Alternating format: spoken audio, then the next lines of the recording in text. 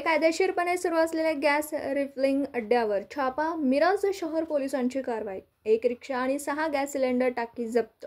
मिरज शहरामध्ये मोठ्या प्रमाणावर अवैधरित्या गॅस रिफिलिंग अड्डे सुरू असून त्यावर कोणतीही कारवाई होताना दिसून येत नव्हती. भर वस्तीमध्ये गॅस रिफिलिंग अड्डे सुरू असून काल दिंडी वेस्ट मालगाव रोडवरील मणेर स्क्रॅप दुकानासमोर असलेल्या पत्र्याच्या शेडमध्ये बेकायदेशीरपणे गॅस रिफिलिंग सुरू होतं. त्या गॅस रिफिलिंग अड्ड्यावर काल मिरज शहर पोलिसांनी छापा टाकून एक ऑटो रिक्षा, 6 गॅस सिलेंडर टाक्या, इलेक्ट्रिक मोटार, इलेक्ट्रिक वजन काटा, रेग्युलेटर नोझल असं रुपये 1,36,950 रुपयांचं साहित्य मिरज पोलिसांनी जप्त केलं आहे.